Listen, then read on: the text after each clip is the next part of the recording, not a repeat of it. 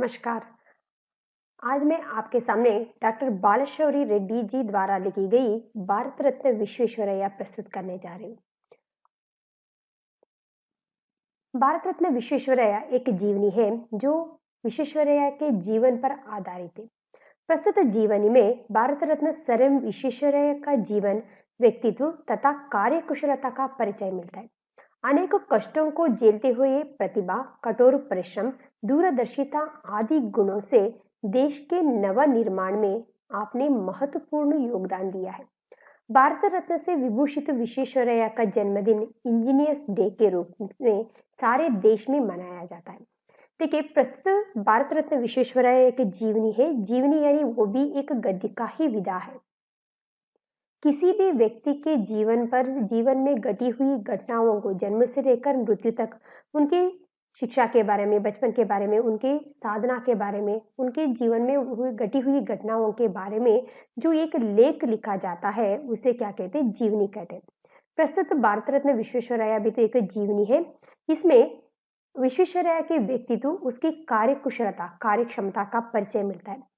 उनका जीवन जो है, विश्वेश्वरैया जी के जीवन जो है, इतना आसानी से नहीं गुजरा। अनेक कष्टों को झेलते हुए वह प्रतिभा के धनी होने के नाते अपनी प्रतिभा से, कठोर परिश्रम से, दूरदर्शिता आदि गुणों से देश के नवनिर्माणों में विश्वेश्वरैया जी ने जो महत्वपूर्ण योगदान यानी कंट्रीब्यूशन दिया है उसके बारे में बताने की कोशिश की है।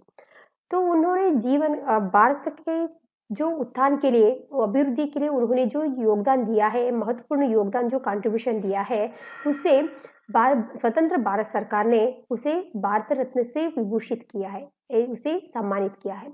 विश्वेश्वरैया जी के जन्मदिन इंजीनियर्स डे के रूप में पूरे देश भर में मनाया जाता है। ईमानदार, कर्मठ योगी विश्वेश्वरैया जी से प्रेरणा लेने हेतु इस जीवनी का चयन किया है। ऐसे महान विश्वेश्वरैया हमेशा ही ईमानदारी तो उसके रग रग में वाकिफ था, कर्मठ योगी हमेशा ही कार्य में ही व्यस्त रहते थे। ऐसे महान विश्वेश्वरैया जी से प्रेरणा लेने के उद्देश्य से प्रस्तुत जीवनी भारत रत्न विश्वेश्वरैया चयन किया गया है।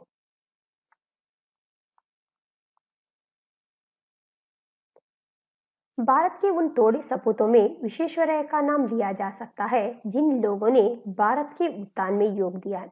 भारत में थोड़े उन सपूतों मतलब अच्छे पुत्र, जो ऐसे थोड़े सपूतों में, अच्छे पुत्रों में सर एम विश्वेश्वरैया का नाम बड़े आदर के साथ लिया जाता है, जिन्होंने भारत की उत्थान यानी उदय के लिए, उन्नति के लिए अपना ही योगदान दिया है, अपना ही कंट्रीब्यूशन दिया है। श्री विश्वेश्वरैया एक उच्च कोटि के इंजीनियर और प्रशासक थे। वो एक उच्च कोटि मतलब उन्नत दर्जे के एक इंजीनियर ही नहीं, वो एक प्रशासक मतलब अच्छे एडमिनिस्ट्रेटर भी थे। उनकी प्रखर बुद्धि के द्वारा उन्होंने भारत में सिंचाई तथा औद्योगिक विकास की योजनाओं को चालू किया। उनकी असाधारण प्रतिभा पर देश विदेश के लोग भी चकित थे।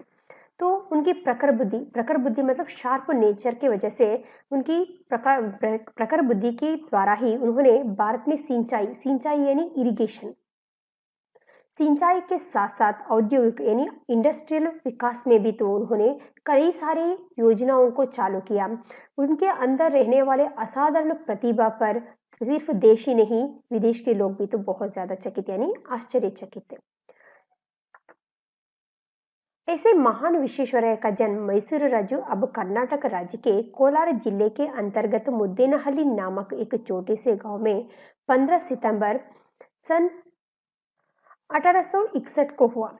ऐसे महान विश्वेश्वरैया का जन्म मैसूर राज्य के, कर्नाटक के मतलब मैसूर राज्य उस जमाने में मैसूर राज्य कहा जाता था, जो स्वतंत्र के बाद उसका नाम कर्नाटक एकीकरण होने के बाद मैसूर राज्य को नया नाम मिला था, जो आज कर्नाटक राज्य से जाना जाता है।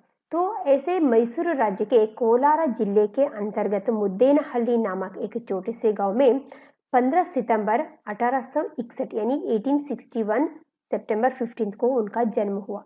उनका पूरा नाम मोक्षगुंडम विश्वेश्वरैया था। जन्म के बाद उनका पूरा नाम जो है मोक्षगुंडम विश्वेश्वरैया। या प्रश्न पूछते, विश्वेश्वरैया का जन्म कहाँ हुआ और विश्वेश्वरैया का पूरा नाम लिखिए। विश्वेश्वरैया का जन्म मैसूर राज्य के कोलार जिले के अंतर्गत मुद्देनहल्ली नामक गांव में हुआ था। उनका पूरा नाम मोक्षगुंडम विश्वेश्वरैया था। विश्वेश्वरैया के माता पिता बहुत ही गरीब थे। उन्होंने पढ़ाने लिखाने की शक्ति उनमें नहीं थी, फिर भी विश्वेश्वरैया के मन में पढ़ने की लगन थी। वे दिल लगाकर पढ़ते थे। जैसे तैसे गांव में प्रारंभिक शिक्षा समाप्त कर विश्वेश्वरैया हाई स्कूल शिक्षा पाने के लिए बेंगलुरु पहुंचे। तो विश्वेश्वरैया के माता पिता जो है बहुत ज़्यादा गरीब थे। उन्हें अपने बेटे को, पुत्र को पढ़ाने की शक्ति भी तो उनके अंदर नहीं था। विश्वेश्वरैया ने लेकिन उसके अंदर पढ़ने की लगन बहुत ज़्यादा था। पढ़ना चाहते थे। इसीलिए जैसे-तैसे उन्होंने अपने ही गाँव में, मुद्देनहल्ली नामक गाँव में ही प्राथमिक शिक्षा को दिल लगाकर वो पढ़ते रहे। प्राथमिक शिक्षा पूर्ण करने के बाद वो हाई स्कूल शिक्षा प्राप्त करने के लिए बेंगलुरु पहुँच जाते हैं। बेंगलोर में खर्चा चलाना मुश्किल था, इसीलिए विश्वेश्वरैया अपने किसी एक रिश्तेदार के घर ठहर गए। ट्यूशन करके अपने दिन काटने लगे। मैट्रिक में उत्तीर्ण होने के बाद वे बेंगलुरु में ही सेंट्रल कॉलेज में भर्ती हुए। वहीं से विश्वेश्वरैया ने बीए उत्तीर्ण किया। उस वक्त विश्वेश्वरैया की उम्र केवल 19 साल की थी। तो प्रारंभिक शिक्षा मन लगाकर उन्होंने जैसे तैसे अपने गांव में ही प्रारंभिक शिक्षा समाप्त करते। उसके बाद हाई स्कूल शिक्षा के लिए वो बेंगलुरु चले आते। बेंगलुरु में खर्चा चलाना इतना आसान नहीं था, बहुत ज़्यादा मुश्किल था, इसीलिए वो अपने किसी रिश्तेदार के घर पर वो ठहरते। तो वहाँ पर फीस के लिए, अपनी पुस्तक के लिए, ये सारे खर्चे निकालने के लिए वो उसी उम्र में, जब वो हाई स्कूल पढ़ रहे थे, तभी उन्होंने दूसरों बच्चों को ट्यूशन दिया। ट्यूशन में जो भी पैसा मिलता था वो अपनी फीस के लिए, अपने खर्चे के लिए वो निकालते थे। मैट्रिक यानी एसएसएलसी 10th मैट्रिक में उत्तीर्ण होने के बाद वो बेंगलुरु में ही सेंट्रल कॉलेज में भर्ती होते, यानी कॉलेज में फर्स्ट ईयर में दाखिला हो जाते। वहीं से विश्वेश्वरैया ने बीए की डिग्री प्राप्त की, बीए की उपाधि प्राप्त की। उस वक्त विश्वेश्वरैया की उम्र कितना था? केवल 19 साल में। इतनी छोटी उम्र में वो ग्रेजुएट बन चुके थे। सेंट्रल कॉलेज के प्रिंसिपल एक अंग्रेज थे। वे विश्वेश्वरैया की योग्यता तथा गुण से बहुत ही प्रभावित थे। उन्होंने पूना के साइंस कॉलेज के प्रिंसिपल के नाम एक सिफारिश पत्र लिखा। उस पत्र में विश्वेश्वरैया की बड़ी तारीफ की। वहां के प्रिंसिपल ने विश्वेश्वरैया को अपने कॉलेज में भर्ती कर लिया। यूं विश्वेश्वरैया की इंजीनियरिंग की शिक्षा प्रारंभ हुई। इसके बाद उन्हें छात्रवृत्ति भी मिल गई। फिर क्या था, वे निश्चय हो अपने पूरा समय पढ़ाई में लगाने लगे। तो सेंट्रल कॉलेज, जहां पर उन्होंने बीए की डिग्री प्राप्त कर लिया था 19 साल की उम्र में, वहां के प्रिंसिपल एक अंग्रेज थे। विश्वेश्वरैया के अंदर रहने वाले योग्यता से, उनके गुण स्वभाव से बहुत ज्यादा प्रभावित होकर वो पूना के साइंस कॉलेज के प्रिंसिपल के नाम पर एक सिफारिशी पत्र यानी रिकमेंडेशन लेटर लिखते हैं। उसमें विश्वेश्वरैया की खूब तारीफ की जाती है, जिससे प्रभावित होकर पूना के साइंस कॉलेज के प्रिंसिपल विश्वेश्वरैया को अपने कॉलेज में भर्ती कर लेते हैं, यानी उसे एडमिशन कर लेते हैं। इस तरह से विश्वेश्वरैया जी की इंजीनियरिंग की शिक्षा प्रारंभ हो जाती है। इसके बाद वो एक प्रतिभान्वित छात्र होने के नाते उसे छात्रवृत्ति यानी स्कॉलरशिप वो भी मिल जाता है। फिर क्या था, उसे सिर्फ आर्थिक तंगी थी, तो वो भी तो स्कॉलरशिप के, छात्रवृत्ति के द्वारा उसे मिल जाता है। फिर क्या था, वो निश्चिंत होकर अपना पूरा समय जो है, पूरा ध्यान जो है पढ़ाई में लगाने लगे। विश्वेश्वरैया समय के बड़े पाबंद थे। यह प्रश्न पूछते, विश्वेश्वरैया किसके बड़े पाबंद थे? विश्वेश्वरैया जी समय के बड़े पाबंद थे। वे अपना एक भी मिनट व्यर्थ में ना देते थे, उल्टे ज्यादा मेहनत भी करते थे। परिणाम स्वरूप विश्वेश्वरैया में समय से पहले ही विश्वविद्यालय में समय से पहले ही अपनी इंजीनियरिंग शिक्षा समाप्त कर पाए। साथ ही मुंबई विश्वविद्यालय भर में वे प्रथम श्रेणी में प्रथम निकले। देखिए, विश्वेश्वरैया समय को बहुत ज्यादा मान देते थे, बहुत ज्यादा पाबंद थे, समय के बहुत ज्यादा महत्व देते थे। तो अपने वो एक मिनट भी व्यर्थ में नहीं गवाते थे, उल्टे जो भी समय मिलता था दुगना मेहनत करते थे। समय से दुगना मेहनत करने की वजह से परिणाम यह हुआ कि पूरे विश्वविद्यालय भर में वो पहले से इंजीनियरिंग शिक्षा में पहले से समय से पहले ही वो शिक्षा प्राप्त करने में, डिग्री हासिल करने में वो हासिल कर लेते।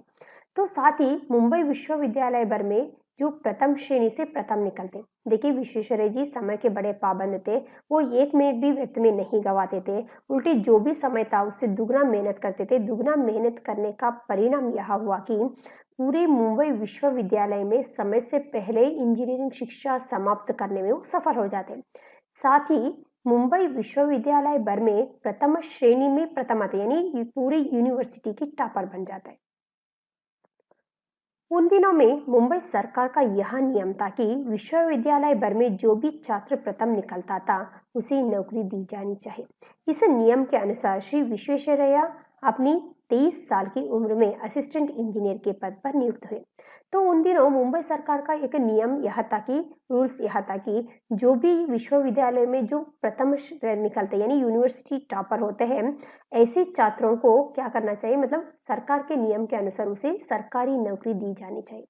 तो अब तो विश्वेश्वरैया जी पूरे यूनिवर्सिटी में टॉपर थे, तो उस नियम के अनुसार श्री विश्वेश्वरैया को केवल 23 वर्ष की उम्र में ही असिस्टेंट इंजीनियर के पद पर उसे नियुक्त किया जाता है, मतलब असिस्टेंट इंजीनियर की नौकरी, उसे सरकारी नौकरी मिल जाता है। मुंबई सरकार की नौकरी करते विश्वेश्वरैया ने नहरों के निर्माण का कार्य में बड़ी दक्षता प्राप्त की। मुख्यतः शहरों के लिए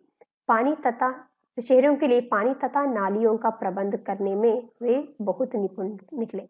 तो देखिए, मुंबई सरकार की नौकरी करते वक्त असिस्टेंट इंजीनियर की काम करते करते नौकरी करते करते विश्वेश्वरैया ने तो नहारों यानी डैम, जो नहरों के निर्माण कार्य में भी तो बहुत ज्यादा दक्षता अपनी प्रबलता दिखाई, और उसमें जो उन्होंने बहुत ज्यादा प्राबल्यता दिखाई थी। मुख्यतः जिन शहरों में पीने के पानी की जो कमियां थी, बहुत ज्यादा मुश्किल था, पीने के लिए भी तो पानी नहीं मिलता था, ऐसे मुख्य शहरों के लिए पानियों का प्रबंध करते थे। और नालियां मतलब जो केनल कहते हैं ना, जो वो हम नालियों का प्रबंध भी करते थे, करने में वो बहुत ज्यादा निपुण निकलते हैं।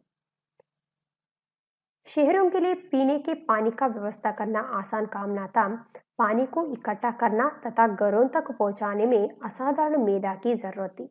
इसीलिए अपने उसने उनके इसीलिए अनेक प्रमुख शहरों नगरों के लिए पानी तथा नालियों की व्यवस्था करने हेतु वे निमंत्रित किए गए थे। तो उस जमाने में जो जहाँ पर शहरों के लिए शहर के हर घर घर में पीने की पानी की व्यवस्था करना इतना आसान काम नहीं था। आजकल हो सकता है, लेकिन उस जमाने में शहरों में हर घर घर में पीने की पानी की व्यवस्था करना इतना आसान काम नहीं था। क्यों नहीं था? क्योंकि एक जगह पर पानी को इकट्ठा करना पड़ता था, तब जाके घर घर में पहुंचाने के लिए जो असाधारण मेधा यानी प्रतिभा की सामर्थ्य की बुद्धि शक्ति की जरूरत थी। इसीलिए जिन शहरों में ऐसे पीने के पानी की जो कमी थी, बहुत ज्यादा मुश्किल था, ऐसे प्रमुख नगरों से विश्वेश्वरैया को नालियां बनाने के लिए या फिर ऐसे पीने के पानी की व्यवस्था करने के लिए ऐसे बड़े बड़े शहर से उनकी निमंत्रण यानी उसकी आह्वान, उनका इन्विटेशन मिल रहा था, आने के लिए न्योता दे रहे थे। विश्वेश्वरैया जब 31 वर्ष के थे तभी उन्होंने एक बहुत बड़ा कार्य साध लिया, वह है शक्कर बैरेज तथा वाटर वर्क्स निर्माण। बात सन 1894 यानी 1894 की थी। उन दिनों सिंध प्रांत मुंबई राज्य की हिस्सा था। आज यह प्रांत पाकिस्तान में है। सिंध का बहुत बड़ा भाग रेगिस्तान है। उस प्रांत में शक्कर नामक एक छोटा सा शहर है। इस शहर के लिए पानी का प्रबंध करने का कार्य विश्वेश्वरैया को सौंपा गया। विश्वेश्वरैया ने बड़ी सूझबूझ एवं दक्षता के साथ यह कार्य संपन्न किया, जिससे सारे देश में उनका नाम फैल गया। देखिए, विश्वेश्वरैया जब वो 31 वर्ष के यानी 31 ईयर्स के थे, 31 वर्ष के थे, तभी उन्होंने बहुत बड़ा कार्य उन्होंने साध लिया, मतलब करके दिखाया। वह बहुत बड़ा कार्य यह था कि शक्कर बैरेज और वाटर वर्क्स का निर्माण। सब बात यह थी कि 1894 की बात थी, उस जमाने की बात थी। उन दिनों सिंध प्रांत मुंबई राज्य का ही एक हिस्सा था। उस जमाने में 1894 में इंडिया पाकिस्तान डिवाइड नहीं हुआ था, एक ही भारत में रहते थे। तब सिंध का बहुत बड़ा प्रांत जो है मुंबई राज्य का ही एक हिस्सा था। आज जब इंडिया पाकिस्तान डिवाइड होने के बाद वो पाकिस्तान का एक हिस्सा बन गया। पाकिस्तान में सिंध का प्रांत रहता है। सिंध का बहुत बड़ा भाग जो है रेगिस्तान था। उस प्रांत में शक्कर नामक एक, शक्कर यानी एक प्लेस का नाम है, शक्कर नामक एक छोटा सा शहर था। उस शहर जो रेगिस्तान से भरा हुआ था, उस शहर के लिए पानी का प्रबंध करने का कार्य विश्वेश्वरैया को सौंपा गया। क्योंकि रेगिस्तान से बसा हुआ, रेगिस्तान में रहने वाले शहर के लिए पीने की पानी की व्यवस्था करना इतना आसान काम नहीं था, बहुत मुश्किल था। उसके लिए बहुत ज्यादा बुद्धि सामर्थ्य की, बहुत ज़्यादा मेधा की ज़रूरत थी। यह काम जो है विश्वेश्वरैया को सौंपा गया। इस शहर के लिए पानी का प्रबंध विश्वेश्वरैया ने अपनी सूझबूझ और दक्षता के साथ यह कार्य, जो रेगिस्तान में रहने वाले शक्कर नामक एक छोटे से शहर के लिए पीने के पानी की व्यवस्था उन्होंने बहुत दक्षता के साथ, अपनी सूझबूझ के साथ यह कार्य संपन्न करते। तो फिर क्या था, पूरे देश भर में विश्वेश्वरैया का नाम क्या है हो जाता है, फैल जाता है। पूरे देश भर में उसका नाम सब लोगों को जानने लगते हैं।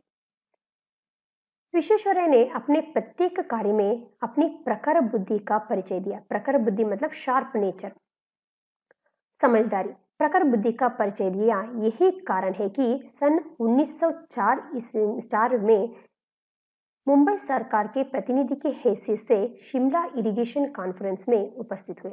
तो विश्वेश्वरैया ने जो भी काम उसे सौंपा गया, वो हर एक काम में अपनी समझदारी की, अपनी शार्प नेचर की उन्होंने परिचय ही दिया है। यही कारण है कि सन 1904 में मुंबई सरकार के द्वारा जो जो शिमला इरिगेशन कॉन्फ्रेंस चल रहा था, उसमें मुंबई सरकार के प्रतिनिधि के हैसियत से जो शिमला इरिगेशन कॉन्फ्रेंस चल रहा था, वह मुंबई सरकार के प्रतिनिधि के तौर पर वो उपस्थित थे, वहां पर सम्मिलित हुए।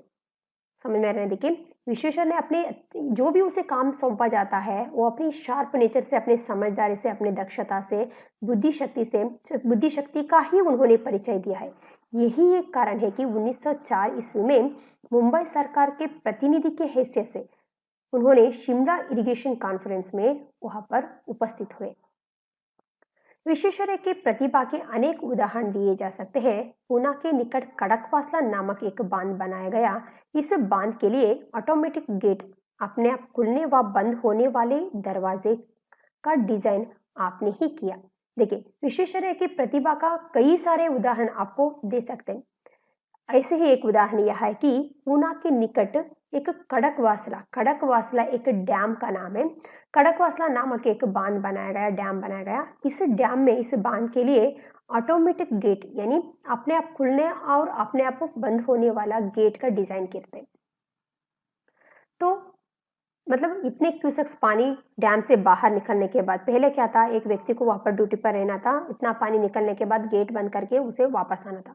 लेकिन खड़कवासला नामक बांध में विश्वेश्वरैया ने ऑटोमेटिक गेट का डिजाइन किया, जिससे वो सेट करके आते उतना पानी, उतना क्यूसेक्स पानी निकलने के बाद अपने आप वो दरवाजा बंद हो जाता था। इससे क्या हुआ, इंजीनियर के क्षेत्र में उनका नाम की इतनी प्रशंसा हुई कि अमेरिका की मशहूर पनामा नहर के लिए इसी डिजाइन की नकल की गई थी। फिर क्या था, विश्वेश्वरैया का नाम विदेश में भी तो फैल गया।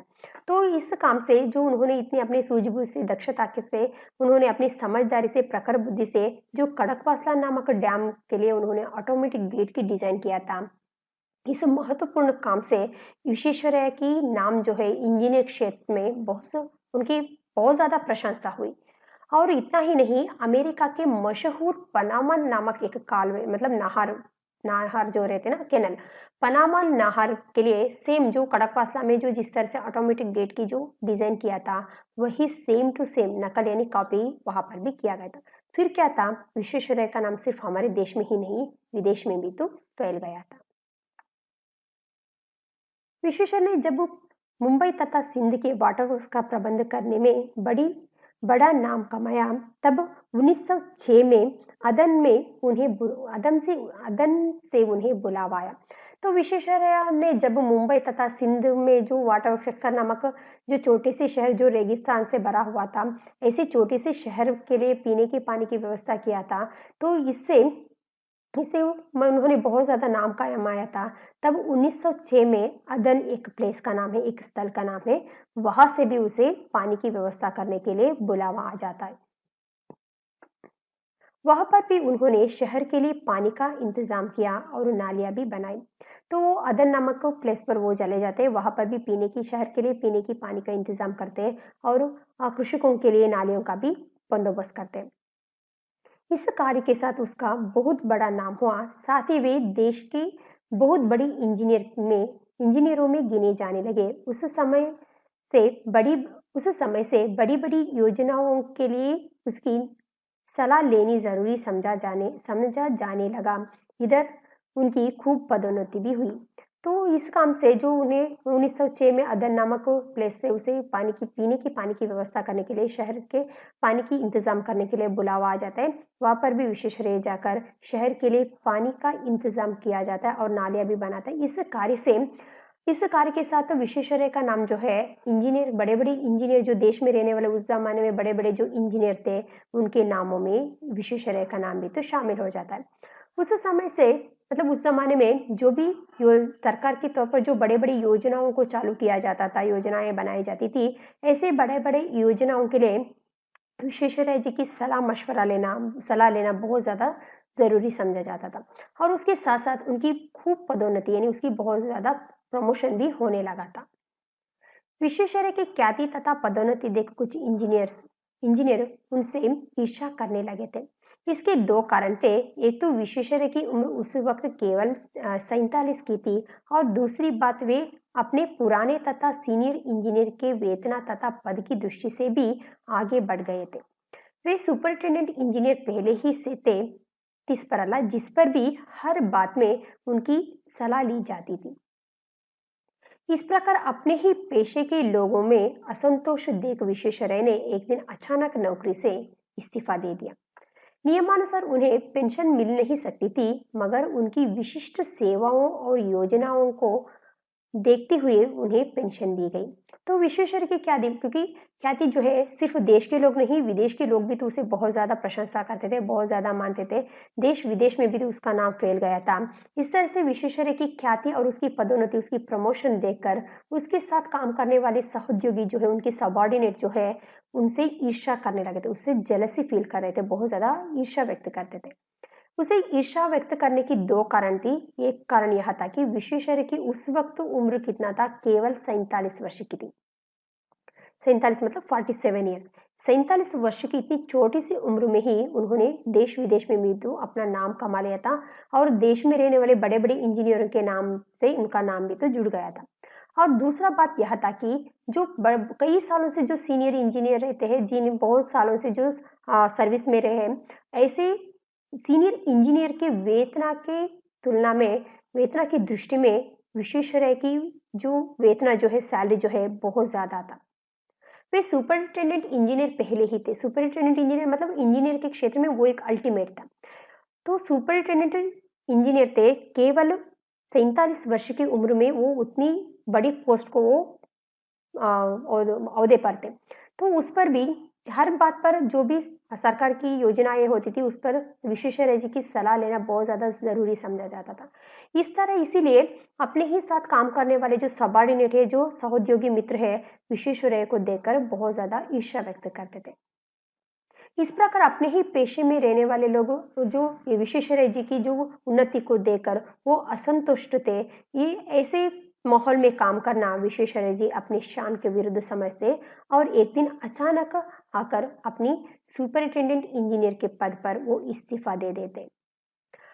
मुंबई सरकार के नियम के अनुसार उसे पेंशन नहीं दे सकते थे, क्योंकि उतना उसका जो सरकार के कुछ अपने ही नियम रहते हैं। सरकार में इतने साल तक उनको काम करना रहता है। नियम के अनुसार विश्वेश्वरैया को पेंशन नहीं मिल सकता था, लेकिन विश्वेश्वरैया ने अपनी विशिष्ट सेवाओं, उनकी जो जो भी उन्होंने सरकार के लिए विशिष्ट सेवाएं दिया है, विशेष सेवा दिया है और योजनाओं को जो बनाया है, उसे ध्यान में रखकर मुंबई सरकार ने उसे पूरा पेंशन घोषित करके उसे क्या करते, निवृत्ति घोषणा करते।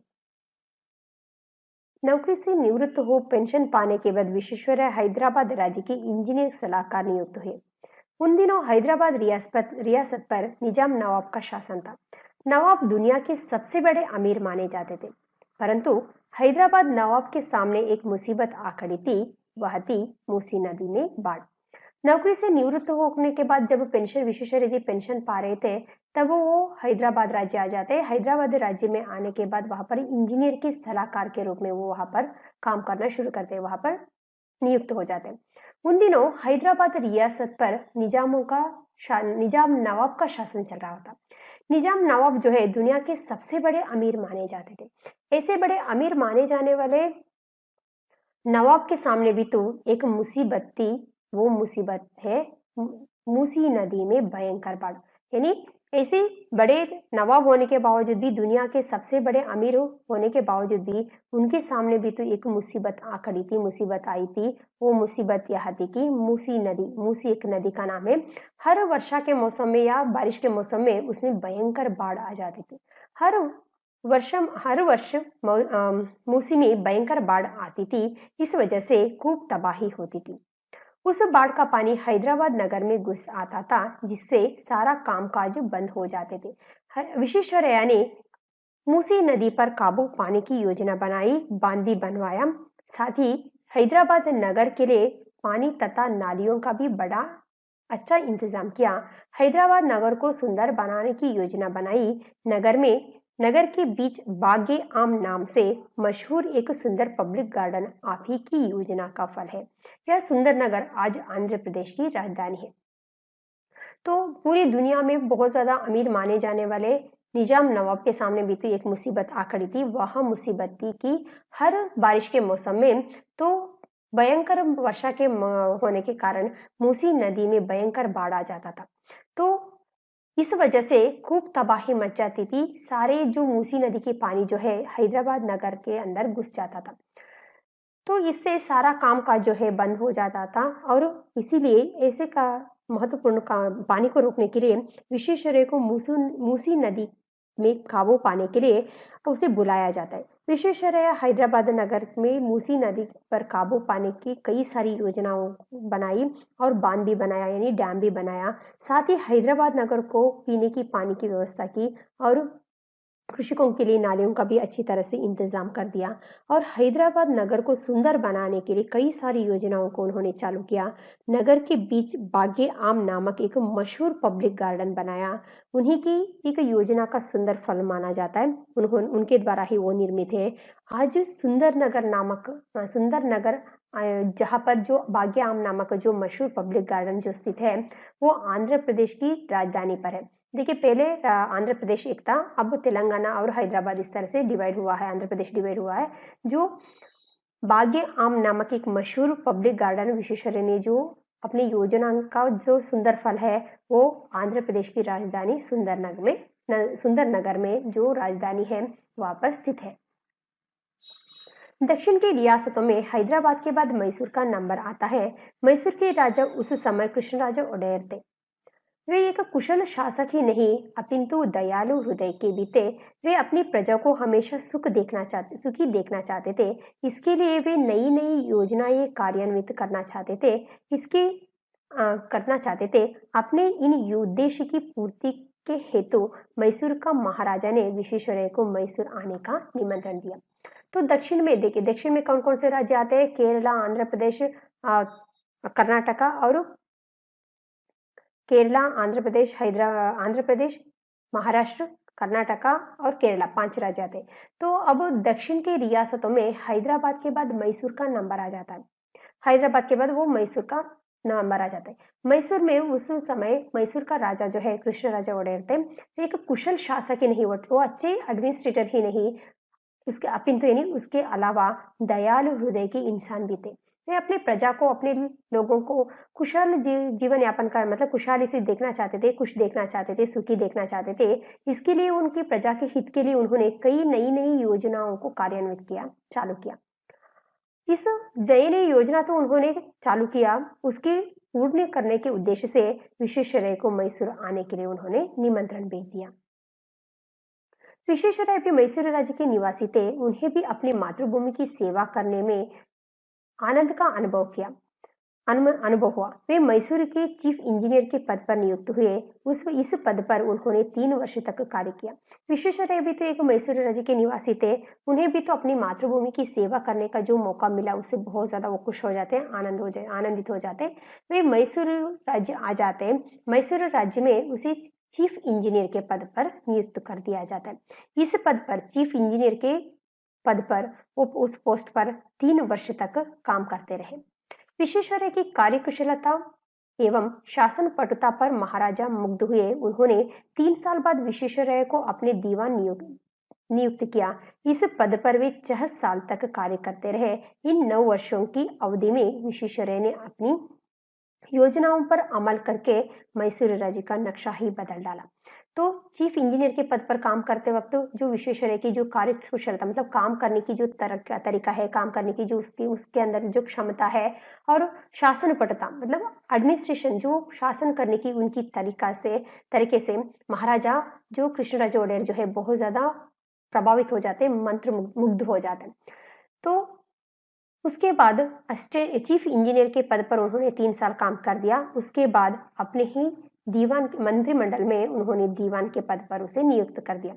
दीवान के पद पर वो 6 साल और असिस्टेंट चीफ इंजीनियर के पद पर वो 3 साल और दीवान के पद पर वो 6 साल, कुल मिलाकर 9 साल में मैसूर राज्य के उन्होंने जो भी सेवा की है, इस 9 वर्ष की अवधि में विश्वेश्वरैया ने अपनी योजनाओं पर अमल करके मैसूर राज्य की नक्शा ही बदल डाल। विश्वेश्वरैया ने दीवान के पद पर कार्य करते समय राज्य के हर विभाग में सुधार किया, नई नई योजनाएं चालू की, राज्य की आमदनी बढ़ाई, बड़े बड़े कारखाने खोले, नई नहरों के द्वारा 1.5 लाख एकड़ भूमि की सिंचाई का इंतजाम किया। विश्वेश्वरैया दीवान के पद पर 6 साल काम करते रहे और चीफ इंजीनियर के पद पर 3 साल काम करते रहे।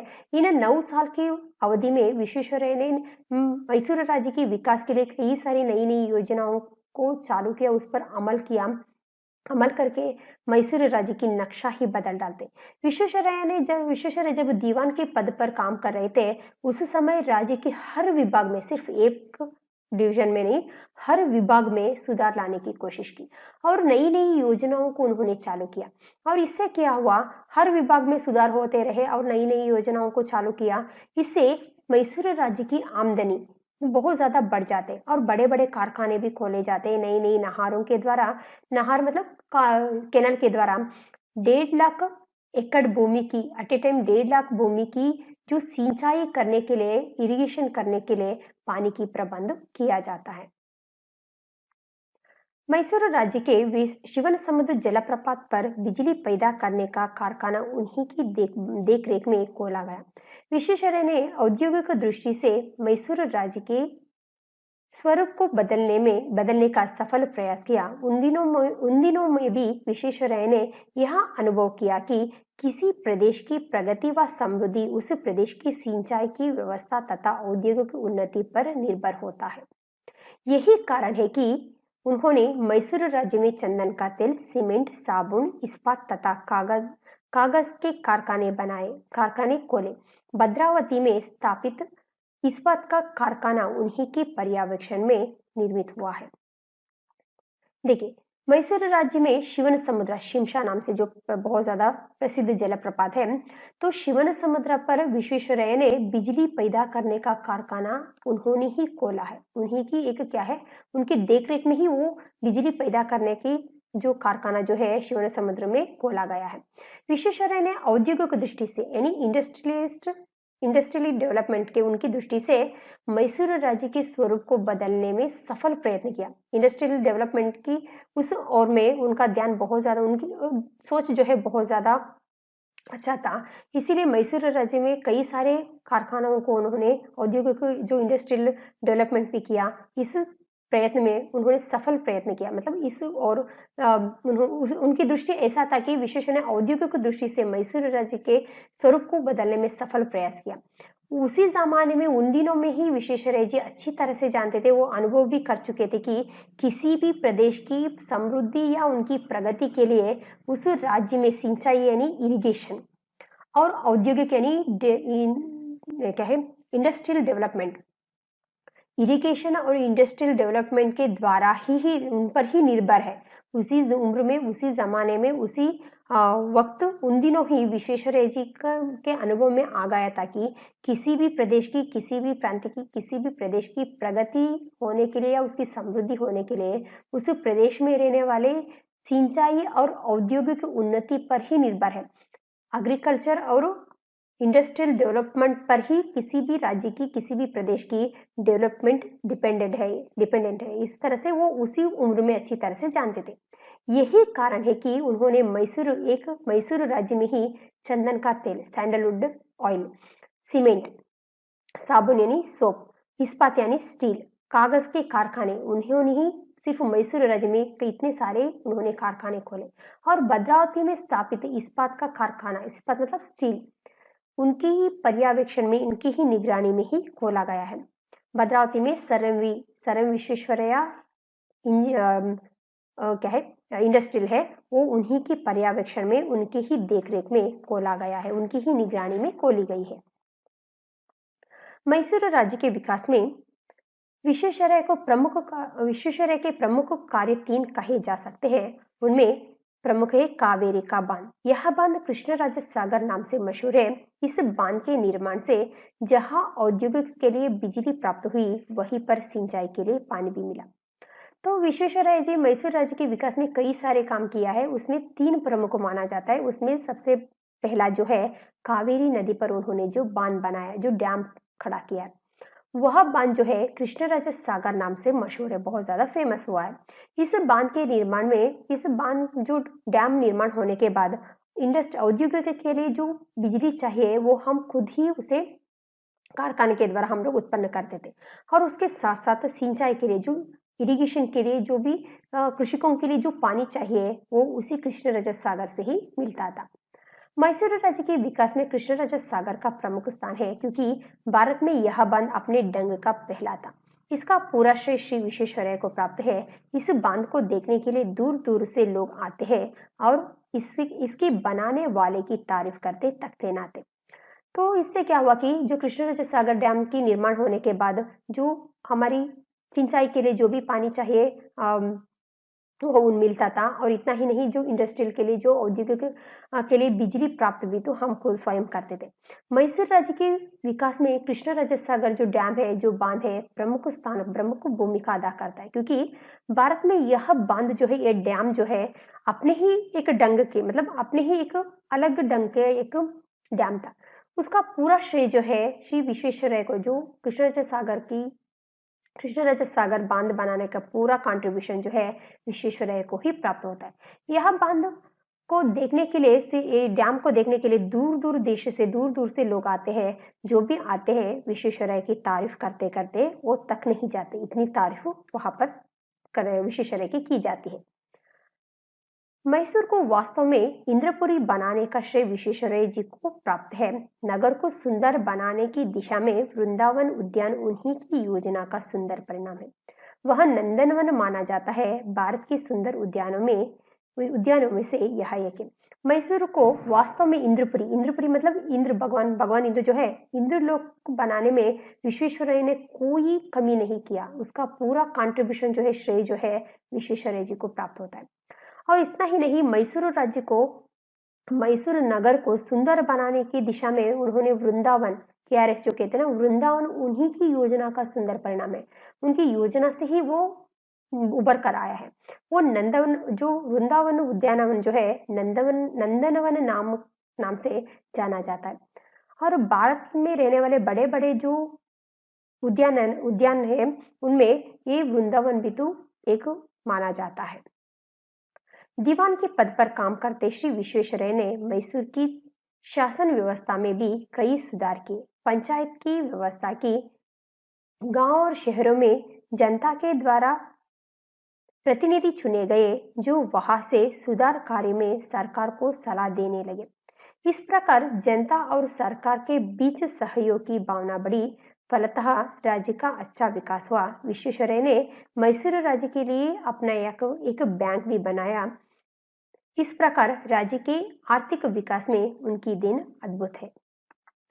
दीवान के पद पर काम करते श्री विश्वेश्वरैया ने मैसूर राज्य की शासन व्यवस्था में भी तो, एडमिनिस्ट्रेशन में भी तो कई सारे सुधार लाने की कोशिश की।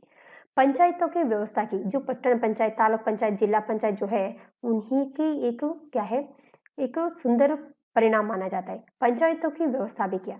पंचायत व्यवस्था क्या है? गांव और शहरों में जनता के द्वारा प्रतिनिधि, जो इलेक्शन करके, वोट करके जनता के द्वारा प्रतिनिधि को चुना जाता है, जो वहां के, जो गांव हो या शहर हो, वहां के जो भी सुधार कार्य होना है, प्रगति का काम होना है, वो क्या करते थे, जो प्रतिनिधि के तौर पर जो चुने जाते थे, इलेक्ट किए जाते थे, वो लोग उस गांव में, उस शहर में जो भी सुधार कार्य होना था, वो पूरा सरकार को सलाह देते थे। इस प्रकार जनता और सरकार के बीच में एक सहयोग, एक बांधव्य की भावना बढ़ती गई। इसका परिणाम यह हुआ कि जो जो भी पूरे गांव में जो भी वहाँ के सुधार कार्य होना था, उससे सरकार के जो जनप्रतिनिधि लोग जो है वो सरकार को क्या करते थे, वो लिस्ट बना कर देते थे, जो भी काम होना है उसके सलाह देते थे। उसका परिणाम यह हो कि सरकार से उसे फंड मिलता था। जो भी फंड रिलीज होते थे वो जनप्रतिनिधि लोग जो है अपने गांव में, शहर में जो भी सुधार कार्य करना है वो करते थे। इस प्रकार जनता और सरकार के बीच में एक सहयोग भावना जो है बढ़ जाते।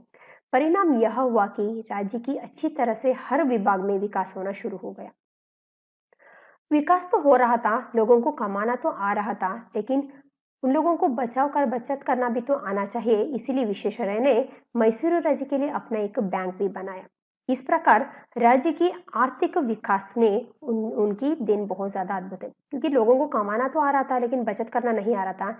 इसीलिए बचत करने के लिए मैसूर राज्य में अपना एक बैंक नहीं था, इसीलिए विश्वेश्वरैया ने अपने राज्य के लिए एक बैंक बनाया जो स्टेट बैंक ऑफ मैसूर है। वो उन्हीं की क्या है, देन है। इस प्रकार राज्य की आर्थिक विकास में विश्वेश्वरैया की जो कंट्रीब्यूशन बहुत ज्यादा अद्भुत माना जाता है। शिक्षा के क्षेत्र में भी विश्वेश्वरैया ने राज्य की अभूतपूर्व उन्नति की। उन दिनों दक्षिण में केवल मद्रास विश्वविद्यालय स्थापित था। उस समय सारे देश में केवल 5 विश्वविद्यालय काम कर रहे थे। विश्वेश्वरैया ने मैसूर राज्य के लिए एक अलग विश्वविद्यालय स्थापित करना चाहा। इस प्रयत्न में उन्हें अनेक बाधाओं का सामना करना पड़ा। आखिर वे अपने प्रयत्न में सफल हुए। तो मैंने कहा था विश्वेश्वरैया जब दीवान के पद पर थे, सिर्फ एक विभाग में नहीं, राज्य के हर विभाग में उन्नति लाने की या सुधार लाने की कोशिश की। शिक्षा भी तो पीछे नहीं रही, शिक्षा के क्षेत्र में भी तो विश्वेश्वरैया ने अभूतपूर्व उन्नति कर दिया। उन दिनों दक्षिण में केवल मद्रास विश्वविद्यालय काम कर रहे थे। दक्षिण में जो 5 राज्य थे, जिनको भी डिग्री लेना है तो मद्रास यूनिवर्सिटी में जाकर उसे शिक्षा प्राप्त करना था। तो उस समय सारे देश भर में केवल 5 विश्वविद्यालय काम करते थे। विश्वेश्वरैया ने मैसूर राज्य के लिए अपना एक विश्वविद्यालय स्थापित करना चाहा। ये काम इतना आसान नहीं था, बहुत ज्यादा बाधाओं का सामना करना पड़ा। आखिरकार वे अपने प्रयत्न में वो सफल हो जाते और अपने मैसूर राज्य के लिए एक अलग विश्वविद्यालय स्थापित करने में वो सफल हो जाते। जो मानस गंगोत्री है, मैसूर विश्वविद्यालय जो है विश्वेश्वरैया का ही देन माना जाता है, उनका ही कंट्रीब्यूशन है। विश्वेश्वरैया के अथक प्रयत्नों के कारण मैसूर राज्य ने हर दिशा में उन्नति की। लोग भी खुशहाल थे। इसका प्रभाव पड़ोसी राज्य मद्रास पर पड़ा। मद्रास के लोग भी अपने प्रदेश की तरक्की चाहते थे, मगर मद्रास राज्य पर अंग्रेजों का शासन था। अंग्रेज जहां मद्रास राज्य की उन्नति करना नहीं चाहते थे, वहां पर मैसूर राज्य की उन्नति भी उनसे देखी नहीं गई। उन लोगों ने विश्वेश्वरैया के विरुद्ध मैसूर महाराजे के कान भरना शुरू किया। ऐसी दशा में विश्वेश्वरैया ने वहां पर काम करना अपनी शान के विरुद्ध समझा और 1918 ईस्वी में उन्होंने अपने पद से इस्तीफा दे दिया। देखिए, विश्वेश्वरैया की अथक मतलब बिना थके जो प्रयत्न के कारण मैसूर राज्य के हर विभाग में, हर दिशा में उन्नति हो रही थी, प्रगति हो रही थी। लोग भी खुशहाल जीवन यापन कर रहे थे, किसी चीज की कोई कमी नहीं थी। इसका प्रभाव क्या हुआ, पड़ोसी राज्य मद्रास पर पड़ने लगा। मद्रास के लोग भी तो अपने प्रदेश को, अपने मद्रास राज्य को हमारे कर्नाटक, हमारे मैसूर राज्य की तरह ही वो उन्नति करना चाहते थे, तरक्की करना चाहते थे। मगर मद्रास राज्य पर अंग्रेजों का शासन चल रहा था। अंग्रेज जहां मद्रास राज्य की उन्नति करना नहीं चाहते थे, क्योंकि वो तो हम लोगों को लूटने आए थे, हमारी उन्नति उनसे बर्दाश्त नहीं हुई और मद्रास राज्य की उन्नति वो बिल्कुल नहीं चाहते थे। उसके साथ साथ जो हमारी मैसूर राज्य की जो उन्नति हो रही थी वो भी उनसे देखी नहीं गई। उन लोगों ने विश्वेश्वरैया के विरुद्ध मैसूर महाराजा के कृष्णराजा ओडेर के खान बनना शुरू कर दिया, उसकी चुगली करना शुरू कर दिया। ऐसी दशा में विश्वेश्वरैया जी काम करना अपनी शान के विरुद्ध समझते हैं और एक दिन 1918 ईस्वी में उन्होंने अपने पद पर यानी दीवान के पद पर इस्तीफा दे देते, रेसिग्नेशन। 1918 में वो अचानक आकर अपनी दीवान के पद पर वो रेसिग्नेशन दे देते। मैसूर राज्य के दीवान पद से हटने के बाद विश्वेश्वरैया विदेशों में यात्रा करने चल पड़े। भारत लौटने पर सरकार ने उनको अनेक विकास योजनाओं की समिति का सदस्य नियुक्त किया। उन दिनों में भारत सरकार नई दिल्ली में राजधानी बना रही थी। इसके निर्माण के लिए देश के प्रमुख इंजीनियरों की एक कमेटी बनाई गई जो नई दिल्ली राजधानी कमेटी कहलाई। विश्वेश्वरैया भी इस कमेटी के एक प्रमुख सदस्य रहे थे। तो उन दिनों मतलब मैसूर राज्य के दीवान के पद पर उन्होंने जो इस्तीफा दिया, उसके बाद वो विदेश यात्रा करने निकल पे। विदेश यात्रा करके जब वो भारत लौटते हैं, लौटने के बाद कई सारे जो भारत के विकास के लिए कई सारे जो सरकार के द्वारा जो योजनाओं योजनाएं हो रही थी, उस योजनाओं की समिति के सदस्य के रूप में विश्वेश्वरैया को नियुक्त किया गया। उन दिनों भारत सरकार नई दिल्ली राजधानी कमेटी बना रही थी। मतलब हमारे देश की राजधानी नहीं हुआ था, नई दिल्ली बनाना चाह रहे थे। उस राजधानी में क्या क्या होना चाहिए, इस तरह की एक जो राजधानी कमेटी बनाई गई जो नई दिल्ली राजधानी कमेटी के नाम से जाना जाता था। उसके निर्माण के लिए देश में रहने वाले उन दिनों देश में रहने वाले बड़े-बड़े जो इंजीनियर थे, ऐसे इंजीनियर की जो कमेटी बनाई गई, उस कमेटी के प्रमुख सदस्य कौन थे? विश्वेश्वरैया भी थे। विश्वेश्वरैया ने मैसूर के विकास में जो प्रशासन कुशलता दिखाई, उससे प्रभावित हो टाटा कंपनी ने उन्हें अपने इस्पात कारखाने का डायरेक्टर नियुक्त किया। अनेक वर्षों तक इस पद पर काम करते हुए इस्पात कारखाने के विकास में विश्वेश्वरैया ने अपनी सारी शक्ति लगा दी। तो मैसूर राज्य में जो विकास के लिए जो विश्वेश्वरैया ने जो उन्होंने जो बिना ताकि उन्होंने जो परिश्रम से जो विकास किया था, मैसूर राज्य के हर विभाग में जो उन्होंने विकास किया था, उनकी जो शासन पटुता से प्रभावित होकर टाटा कंपनी के जो मालिक जो है अपने इस्पात यानी अपने स्टील कारखाने के लिए, स्टील फैक्ट्री के लिए जो इस्पात कारखाने का डायरेक्टर विश्वेश्वरैया को नियुक्त किया। उस पोस्ट पर उसे क्या करते, नियुक्त करते। अनेक वर्षों तक उस पद पर यानी इस टाटा कंपनी के जो इस्पात कारखाने के जो डायरेक्टर के पद पर कई सालों तक उन्होंने उस पद पर विश्वेश्वरैया ने अपना पूरा जो है शक्ति लगा दिया। उस कारखाने के विकास में विश्वेश्वरैया ने सारी शक्ति लगा दिया, इसलिए आज भी टाटा कंपनी इतनी ऊंचाई पर मौजूद है। देश के अनेक विश्वविद्यालयों ने अपने सर्वोच्च उपाधि देकर विश्वेश्वरैया के प्रति अपना आदर प्रकट किया। देश के अनेक विश्वविद्यालय क्योंकि उन्होंने जो अथक जो प्रयास के कारण देश की योजनाओं के लिए, देश की विकास के लिए कई सारी योजनाएं की, जो देश के विकास के लिए उन्होंने जो भी कंट्रीब्यूशन दिया है, उससे प्रभावित होकर देश में रहने वाले कई सारे जो बड़े-बड़े विश्वविद्यालय जो है, यूनिवर्सिटी जो है, अपनी यूनिवर्सिटी में, अपने विश्वविद्यालय में दिए जाने वाले सर्वोच्च उपाधि जो अवार्ड जो है, वो डॉक्टरेट वो उसे देकर अपनी तरफ से विश्वेश्वरैया को आदर प्रकट करते, गौरव प्रदान करते हैं। उनकी विशिष्ट सेवाओं के लिए स्वतंत्र भारत सरकार ने सन 1955 में भारत की सर्वोच्च उपाधि भारत रत्न से उसे विभूषित किया। उस वक्त विश्वेश्वरैया की उम्र कितना था? केवल उसका उम्र 94 थी, 94 वर्ष की थे। तो भारत स्वतंत्र इनकी विशिष्ट विश्वेश्वरैया ने जो देश की प्रगति के लिए उन्होंने जो विशिष्ट सेवाएं की है, उनको ध्यान में रखकर स्वतंत्र भारत सरकार जब देश आजाद हो जाता है, स्वतंत्र भारत सरकार ने सन 1955 यानी 1955 में भारत देश में ही दी जाने वाले सर्वोच्च उपाधि जो है, अवार्ड जो है, भारत रत्न देकर उसे सम्मानित किया जाता है। उस अवार्ड से उसे भारत रत्न से उसे विभूषित किया जाता है, सम्मानित किया जाता है। उस वक्त जब उसे भारत रत्न अवार्ड मिला था, उस वक्त उसका उम्र कितना था? केवल 94 यानी 94 ईयर्स थी। 15 सितंबर 1961 को सारे भारत में विश्वेश्वरैया की जन्मशती मनाई गई। इसके बाद वे 7-8 महीने ही जीवित रह पाए। इस प्रकार पूर्ण आयु भोगकर विश्वेश्वरैया जी ने 14 अप्रैल 1962 को बेंगलुरु में चिर विश्राम लिया। तो जब उसे भारत रत्न से विभूषित किया गया, वो अवार्ड मिला, तब उसका उम्र कितना था? केवल 94 थे यानी 94 ईयर्स थी। तो उसके बाद हम 15 सितंबर 1961 को भारत में विश्वेश्वरैया की मतलब क्योंकि उसकी जन्मशती उसे 100 साल पूरा हो गया था 15 सितंबर 1961 को पूरे देश भर में उनकी जन्मशती उनकी जन्मदिन पूरे देश भर में मनाया गया।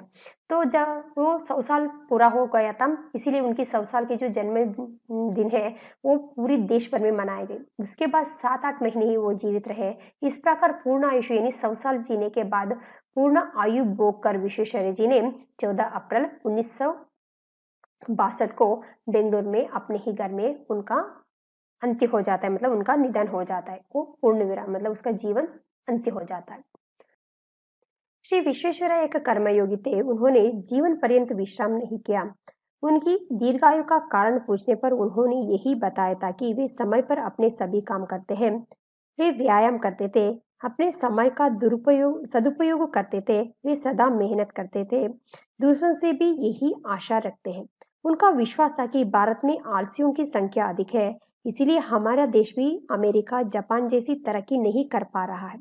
उनका विश्वास था कि जिस दिन हम अपने आलसीपन को त्याग देंगे, उसी दिन हमारा देश का भी विकास होगा। तो श्री विश्वेश्वरैया एक कर्मयोगी थे। पूरे जीवन भर पर जीवन पर्यंत उन्होंने विश्राम नहीं किया। दूसरों के लिए, दूसरों के हित के लिए, समाज की भलाई के लिए, देश की उन्नति के लिए ही उन्होंने अपना पूरा जीवन समर्पित किया। उनकी दीर्घायु, क्योंकि वो 100 साल जी चुके थे, उनकी दीर्घायु का कारण पूछने के बाद उन्होंने यही बताया, वो समय पर सभी काम करते थे। एक क्षण भी व्यर्थ में दुरुपयोग नहीं करते थे। थोड़ा दिन में थोड़ा व्यायाम करते थे, अपने समय का सही उपयोग करते थे। वे सदा मेहनत करते थे। जिस तरह से वो स्वयं मेहनत करते थे, वैसे ही दूसरे भी तो मेहनत करें, ऐसी उनकी आशा थी। उनका विश्वास था कि भारत में आलसियों की संख्या जरूरत से ज्यादा है, इसीलिए हमारे देश भी अमेरिका, जापान जैसी तरक्की उन्नति नहीं कर पा रहे। उनका विश्वेश्वरैया जी का प्रबल विश्वास यह था कि अगर हमारे देश में रहने वाले लोग भी तो अपनी आलसीपन को, लेजीनेस को त्याग देंगे, तो उसी दिन हमारा देश की भी तो विकास होगा, वृद्धि होगा। ऐसे विश्वास विश्वेश्वरैया जी को था। विश्वेश्वरैया जी सेवा भाव को अत्यंत पवित्र आचरण मानते थे। जिंदगी भर देश की तथा मानव समाज की सेवा में वे लगे रहे। विश्वेश्वरैया जैसे 1 दर्जन कर्मयोगी यदि इस देश में पैदा हो जाते हैं, तो हमारे देश के स्वरूप को ही वे बदल डालते। विश्वेश्वरैया जी अपने सेवा भाव को अत्यंत पवित्र मानते थे, पवित्र आचरण मानते थे।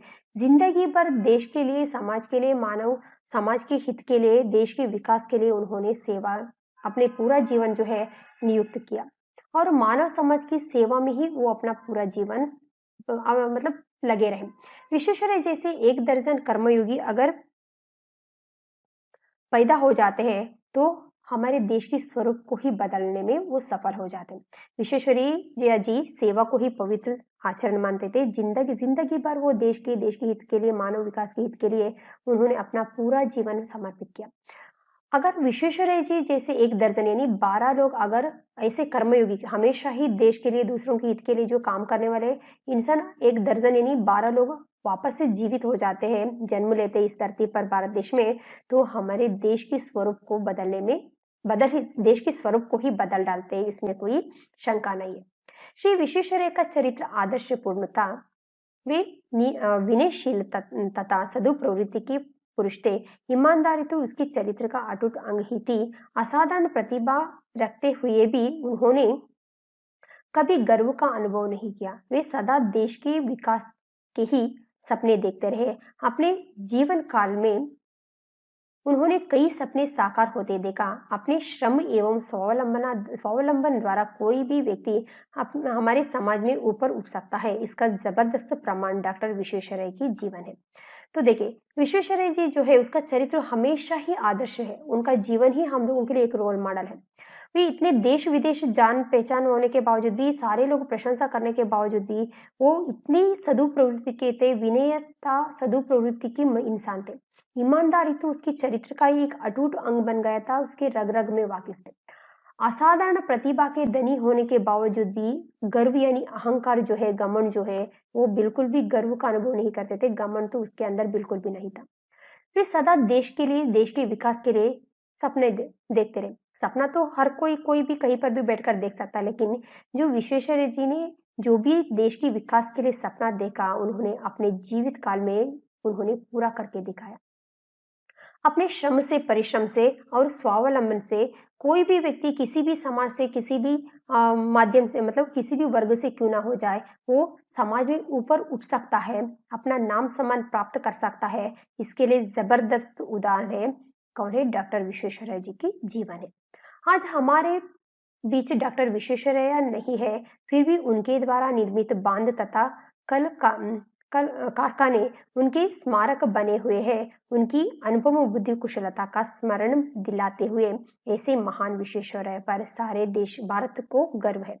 आज हमारे और आपके बीच में डॉक्टर सर एम विश्वेश्वरैया जी नहीं है, फिर भी उनके द्वारा निर्मित बांध, डैम हो या फिर कारखाने हो, उनके द्वारा निर्मित कई सारे स्मारक जो है, उनकी जो प्रखर बुद्धि की, बुद्धि सामर्थ्य की, बुद्धि कुशलता का एक स्मरण दिलाते हुए, याद दिलाते हुए हमारे और आपके बीच में आज भी मौजूद है। ऐसे महान विश्वेश्वरैया पर सारे भारत देश को गर्व है। ये हो गई भारत रत्न विश्वेश्वरैया। धन्यवाद।